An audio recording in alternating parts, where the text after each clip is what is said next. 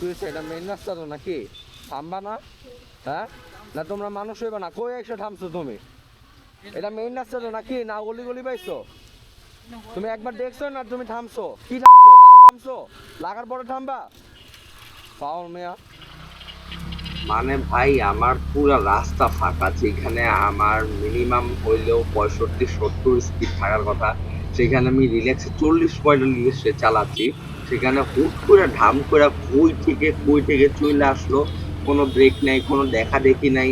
মানে একটা গাড়ি বের হইলেও অ্যাটলিস্ট স্লো করে আগে দেখে তারপরে ঢুকায়। এরা হচ্ছে গিয়ে মানে ঢুকানোর আগে কিছু দেখবে না, একবারে ঢাম করে একটা টান দিবে।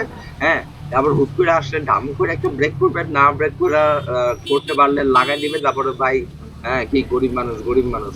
কিন্তু এইগুলার জন্য যে প্যারাটা খাইতে হয় যারা স্পেশালি রাস্তায় চলাচল করে, প্রাইভেট কার বলেন, বাইক বলেন বা সাইক্লিং বলেন, যাই বলেন না কেন, এর জন্য মানে শান্তিতে একটু চলাও যায় না।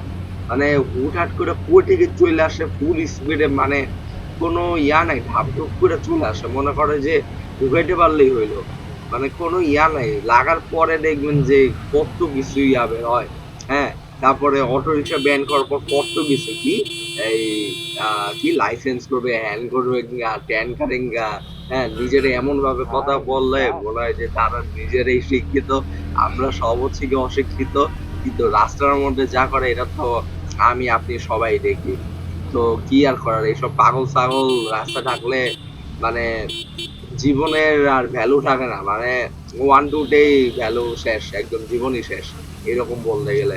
আর কোনো কিছু হইলেই তো লাগার আগেই তো দেখা গেছে স্পেশালি বাইকারদের দোষ। হ্যাঁ, কি হয় না হয় দেখা গেছে যদি ফুটেজ না থাকে, বেশিরভাগই দেখা গেছে যার কারণে হয় সে সেফে চলে যায়, যে ভিকটিম সে উল্টো আরো বিপদে পড়ে। আর ফুটেজ গুলা থাকলে তাও অ্যাটলিস্ট একটা প্রুফ করা যায়। হ্যাঁ, তো এইগুলার থেকে যে কবে আমরা বাংলাদেশের জনগণ রক্ষা পাবো, আর কবে একটা সুন্দর একটা শৃঙ্খলার রাস্তা পাবো, এটা মনে হয় নিশ্চিত একটা দুঃস্বপ্নই আমাদের জন্য।